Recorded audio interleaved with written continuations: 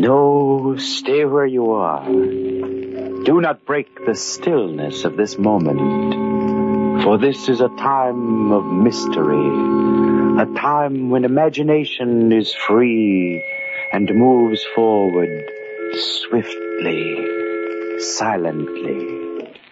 This is the Haunting Hour.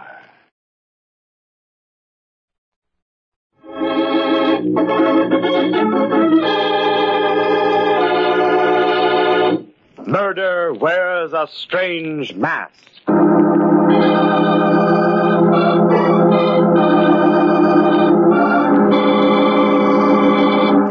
Every highway and byway is destiny's trail, and where it leads and what lies ahead is destiny's secret. Down a dark road speeds a car, bearing in it two who are destiny's children. Oh, they don't know it.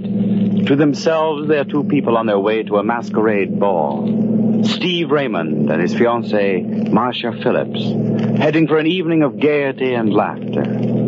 But they are destined to spend a strange, macabre evening in fear. For one of the guests at the masquerade is dead. You're rather fetching in your gypsy costume, Marcia. In a moment, I'll be tempted to read your mind. Well, there isn't much I can hide from you, darling. Your womanly instincts are quite remarkable. Especially where Joan Williams is concerned? Oh, now look here, Marcia. I must admit this magician's disguise of mine isn't too effective. For one thing, it hasn't helped me to change your disposition. Steve. But if you will, my dear, please try to check your suspicions at the door. Fortunately, we're not married as yet, and Ben Carter's masquerade promises too good a time for you to spoil. At the risk of being stubborn, dear, I'm curious to know what you see in her. Or perhaps you can tell me why Roy Benson is still madly pursuing her. I guess he never stopped loving her. He was her first husband. Just the same, Steve, dear. If I so much as see you go near her tonight, I might be tempted to drop a potent mixture in the punch bowl. Oh, be careful with your predictions, darling. You're a gypsy fortune teller tonight, and I'd rather not see you proven accurate.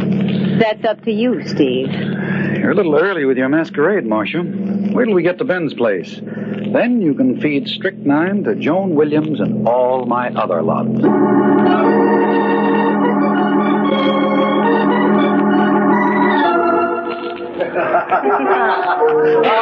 Hello, Steve. Marcia. Oh, pardon me. I'm not supposed to know who you are. That wasn't fair, Ben. What else could we expect from my partner, dear? He knows every hair on my head. Well, don't share. I won't give you away. Well, you both look perfect. You've adopted a rather simple costume, Ben. I've used this clown suit for 15 years. It's a durable disguise. Good heavens. What's that fellow in the black tights and shirt supposed to be? No, he's posing as the Royal Executioner. Who can it be, Steve? It's hard to tell from here. I don't seem to recognize him. Steve, I've simply got to find out who that executioner is. Oh, now, Marcia. He's just over there. Can't you wait till midnight? Quiet, here he is. Why, I beg your pardon? Good evening. That's a very unusual costume you're wearing. Thank you. I merely borrowed it from a friend of mine. I hope it's effective. Your voice, it's quite familiar. Oh, now, Miss Phillips, don't you recognize Steve Raymond's rival for Joan Williams' hand? Roy Benson. Of course. I follow Joan everywhere, and especially on a night such as this. I couldn't resist seeing her dressed as Cinderella. And in a very charming costume, too, no doubt. Oh, but naturally, my wife, I beg your pardon, my former wife, has a talent for being beautiful. Now, what sort of executions do you have a hand in, Roy? Oh, no special method, Steve. I've really no preference. Hush, gentlemen. The dream approaches. Cinderella. Oh, my, what a charming trio. A magician, a gypsy, and an executioner. You're looking lovely, my dear. Thank you, Roy. How are you, Marcia? I don't know. As yet. How are you, Steve, dear? Looking for a glass slipper, Cinderella? And perhaps a way to break our engagement. Perhaps. Quiet, everyone. Ben's getting ready to speak. Ladies and gentlemen of the masquerade, As master of the revels, I welcome you to the ball. You've been asked here, disguised in the roles for which you have all longed these many years. You are all strangers to one another, your identity known only to yourselves. Thus you will remain till midnight. But till that hour, the mystery of the unknown is yours. The excitement of living a dream is in your hands. I see a magician here, a peasant, a statesman, a clown such as myself, and, oh, there's Cinderella, who at midnight will find that dreams must end. But until the clock strikes, give yourselves to music and wine and dancing.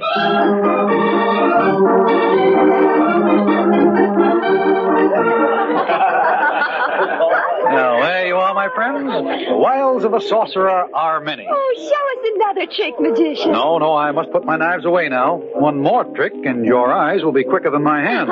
Steve, I've got to see you. Oh, want to know how I did that last trick? Come here, quickly. What's the matter, Ben? There's something upstairs I want you to see. Can't it wait? You had better come now. Whatever it is, you're guarding it like a state secret. Ben, don't look so pale. It can't be as bad as all that. Were you up here earlier this evening? Yes, I think so. Were you in the library? You must have been spying on me. I was there a little while ago. Where are we going? To the library. Here. Here we are. There. In front of the fireplace. No, it can't be. Unfortunately, it is. Joan Williams. Stabbed to death. I don't believe it. It's not an illusion, Steve. It's real. I found her like this a few minutes ago.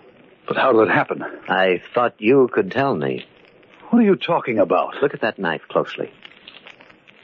Good heavens. Isn't that one of the knives that you were using in your demonstration tonight, Steve? Oh, you're talking nonsense, Ben. I didn't kill her. Who said you did? Well, you inferred it.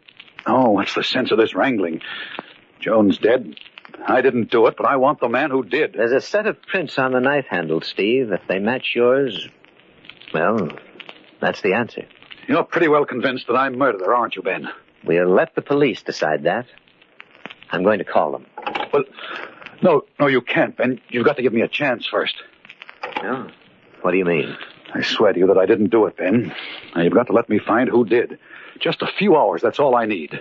Just till midnight. All right, Steve. Till midnight, then.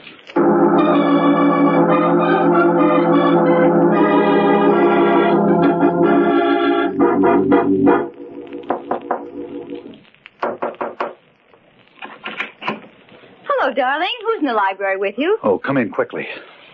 Ben told me that you were hiding away in here. No! Steve, you killed her. No, I didn't do it. I'm wondering if you did. Don't be a fool, Steve. You can't get away with murder that easily. I had no motive, Marcia. Unfortunately, you did. Does anyone else know she's dead? Ben found the body. And he's called the police. No, he's given me till midnight to find the murderer. Oh, what a complete waste of time. Not altogether, Marcia. Have you forgotten your prediction earlier this evening? That's of no importance. I'll admit I'm glad she's dead. But my wishing it didn't put that knife in her back. That remains to be seen, darling. Let's get it over and said with, Steve. I hope you're guilty. I hope they hang you. You've treated me like a fool. You've asked for everything you're going to get. I didn't know you could be so vicious, Marcia. I only hope that I'll be able to testify against you.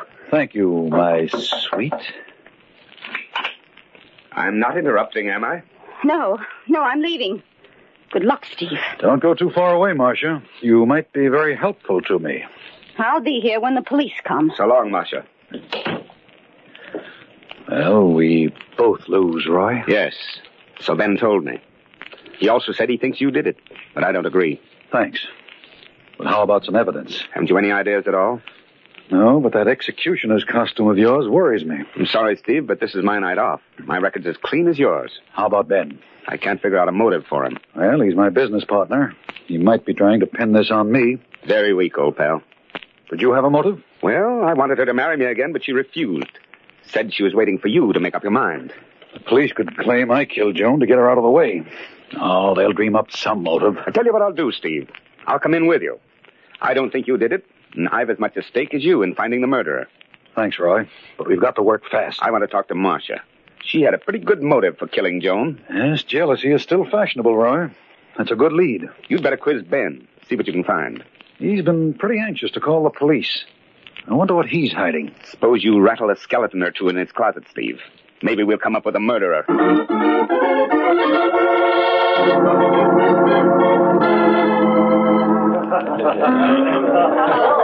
Any clues so far, Steve? It's not very encouraging, Ben. Remember our agreement.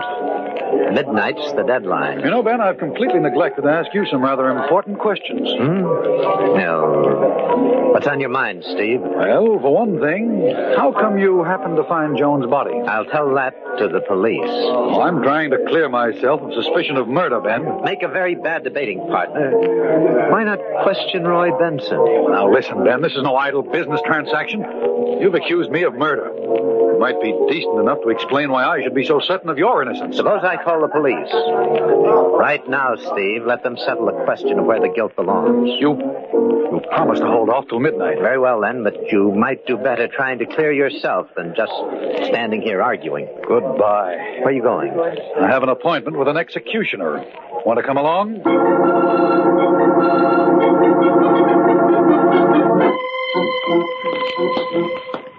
Is Roy waiting in the library? Yes. That's strange. What's wrong? The door's locked, but the key is in the lock. Here, let me open it. Here we are. Ben, look, there by the table. Great Scott. It's Benson. We're too late. He's dead. It's horrible. The bullet did a thorough job. Strange we didn't hear the shot. I used a silencer. It's still on the gun. No, don't touch it, Ben. Leave it for the police. I want to apologize, Steve. You're completely innocent. How do you know? Well, it's obvious now. Roy killed Joan probably because he was incensed at her refusal to marry him again. Then he committed suicide at the realization of what he'd done. Well, that's a logical explanation, Ben, and it clears me completely, but I can't accept it. Why not? Because Roy didn't commit suicide. Steve, look at the layout of the room yourself. The gun's in his right hand. He was shot in the right temple. And the body of his victims beside him. Very neat deduction, but you left out the one flaw. What's that? The door to this room was locked from the outside. Obviously, death was instantaneous.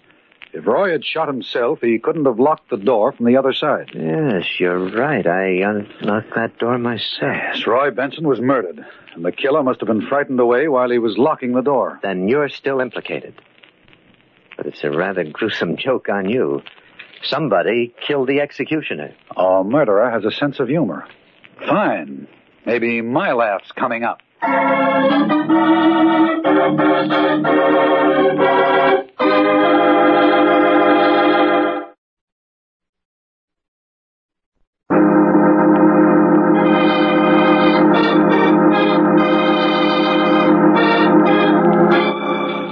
Destiny's Highway has led Stephen Raymond and his fiancée, Marcia Williams, to the home of Steve's partner, Ben Carter, where a masquerade ball is in progress. It is a house of gaiety. Music and laughter pervade the lower floor.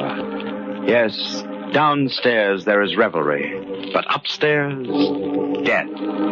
In the library lie the bodies of Joan Williams and Roy Benson, her ex-husband. Steve Raymond, who has come to the masquerade dressed as a magician, is the chief suspect. For while Roy Benson was shot, the knife found in Joan Williams' body was used in Steve's magic act. Ben Carter, Steve's host, has promised to wait until midnight before calling the police, in order that Steve might find sufficient evidence to exonerate himself and perhaps find the real murderer. Steve is alone with Ben Carter. They're talking. It's not very far from midnight, Steve. Well, until they unmask Ben, I have a chance to find the murderer. The same person killed them both. The knife that killed Joan was yours. But whose gun was it?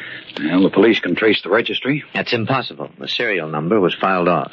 How do you know that? I examined the gun while we were upstairs. But I had told you not to, Ben. I wanted the police to find things untouched. I was only trying to help you, Steve.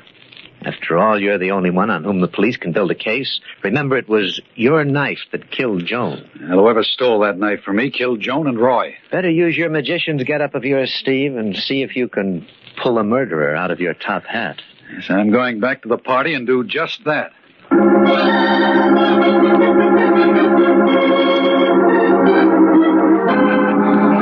Oh, you must be a real magician. Yes, madam, I'm a successful stockbroker. Same thing. How about another chick? Oh, I'm sorry, but I've concluded my last performance. For a long while, I'm afraid. Steve, I've got something to tell you. What is it? I can't tell you here. Come into the next room. All right.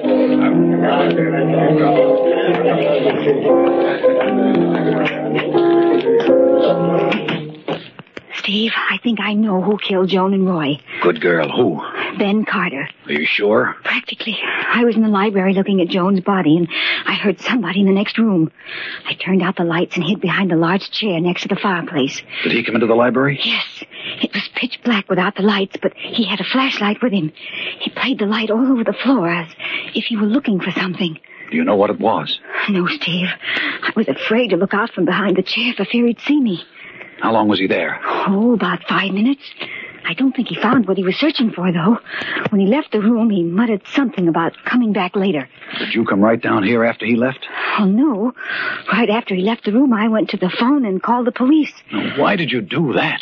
Well, I found the murderer, so it was my duty to notify them. How do you know Ben didn't hear you call? Oh, I waited until he was far enough down the hall.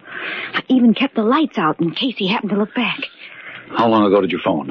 Just a few minutes ago. I came right down here to you after I called. I'll have to work fast. Come along, Marcia. I want to look at that library.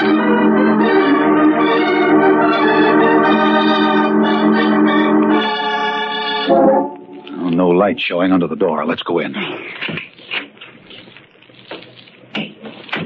Nothing's been touched since I was here. Now, what could Ben have been searching for? Well, perhaps he dropped something when he killed Joan and Roy. Yes, possibly, but what? Steve, look. There. Under that chair near the fireplace. Yes, I see it. What is it? A large black button. I recognize that. Didn't you notice that one of the buttons on Ben's clown suit was missing? Yes, you're right, Marcia. There. Doesn't that prove his guilt? Well, not necessarily. The thing that still interests me is his certainty that my fingerprints are on the handle of the knife that killed Joan. Well, how could it have been used without disturbing your prints? By wearing gloves and using the blade part of the knife for throwing. That's very clever of you, darling. If my prints are still on that knife handle, they were placed there when I used the weapon in my little act downstairs. When it was stolen from me, the prints were very carefully preserved. What are you going to do? I'm going to make a call, try to get some information on fingerprints. Let me have the inspector, please. Wait a minute. Someone's on the other extension. Who is it? Ben. He's decided not to wait till midnight as he promised me. He's a little worried. Listen. Inspector Boland, this is Ben Carter, 116 Ocean Road. Yes, Mr. Carter. There have been 2 murders in my house. You'd better send someone out immediately. 2 murders? Both at the same time? No, they happened separately. What's going on up there? Please hurry. The murderer is still in the house. I'll watch him till you get here. We'll lock the doors. I want no one to leave before I get there. Is he crazy? He's giving himself up. I'm afraid he's not, Marcia. He's determined to prove me guilty. Oh, he hasn't a chance. Hasn't he? What proof do we have? Well, I saw him in this room. When Joan and Roy were killed? Of course not. But why was he sneaking around in here looking for this lost button? Well, whatever the reason, I'm afraid my goose and I are cooked quite thoroughly. Oh, no, you're not. Hey, where are you going? Quiet.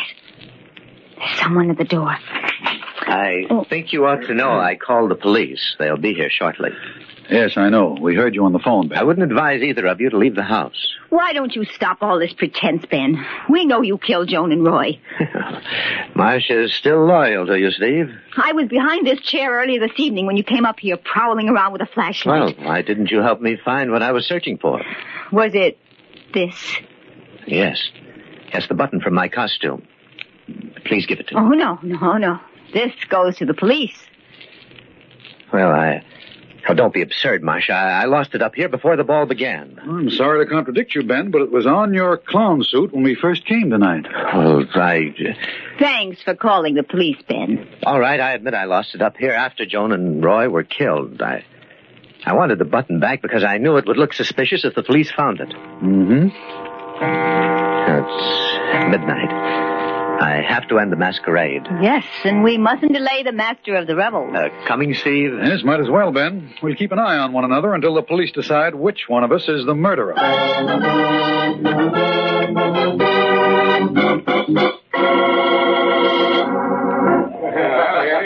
Ladies and gentlemen of the masquerade, the time has come when you must leave the mystery of the unknown and return to the reality of the present.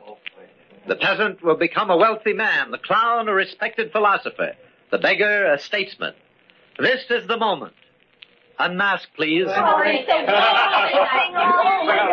the police are in the hall. Take care of them for a minute, Steve. I'll be right back. Oh, I'll give them all the clues they require. Well, what's the delay? Mr. Carter will be here in just a moment, Inspector. My name's Steve Raymond. I believe that Mr. Carter considers me the principal suspect. Did you do it? No. I hope you'll believe me. I believe no one, only evidence. Would you care to see the bodies? I want to see Mr. Carter first. Come on, Inspector. That came from the garden. And that's where we're heading for. Let's go.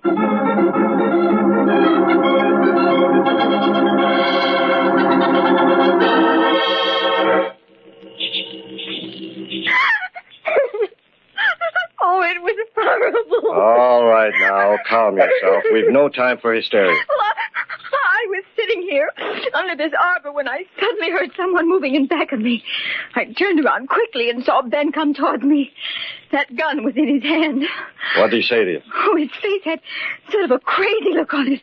He told me that I was the only one who could possibly testify against him. He came closest to me and brought the gun down as if to strike me. Did he hit you? No, I dodged the blow and I grappled with him for the gun. Finally, I managed to get possession of it, and I shot him. It was the only thing I could do. Let me see that gun, Mr. Raymond. Here you are, Inspector. Will you hold the flashlight, Mr. Raymond? Surely. Now, just a little fingerprint powder over the butt of the revolver. There we are. Now, do you see the impression? Yes, there are two distinct sets of prints on the butt. Just as I told you, Ben and I fought for the gun. Is your conclusion the same as mine, Mr. Raymond? I'm afraid it is, Inspector. Marcia lied in her story. That's ridiculous, Steve. Don't you see the two sets of prints? That's just it, Marcia. If you and Ben had fought for possession of the gun, the two sets of prints would have been smudged and blurred. Not distinct and clear as they are now. It was very convenient of you to tell that story. Why'd you try to kill this man? Try. He's dead, isn't he? Not quite. Fortunately for him, one bullet missed and the other just creased his scalp. He'll be around shortly and in fine shape to testify against you. This was your second mistake, Marcia. I first became suspicious of your sudden reformation in my behalf when you told me you dialed the police telephone number in the darkened library. I was convinced you hadn't phoned when we listened in on Ben's call to police headquarters. It was obvious from the inspector's reaction that it was the first report of the murders he had had. Watch out, young lady. Don't make me chase you through the garden. I'm not that young anymore. Let go of me. Go of me. Of course I killed him. Joan was a worthless fool trying to take you away from me. I stole your knife and used it the way you guessed I did. Your prints were on the handle, but Ben didn't know for certain whether they were yours. Why did you kill Roy? He accused me of killing Joan, and he told me that he had the proof to back up his charge, and I couldn't take a chance. If I hadn't locked the door, you would never have guessed that it wasn't suicide. One mistake is all that's needed, young lady. Well, Mr. Raymond, I guess that's about all. Yes, Inspector. I'm afraid the masquerade is over.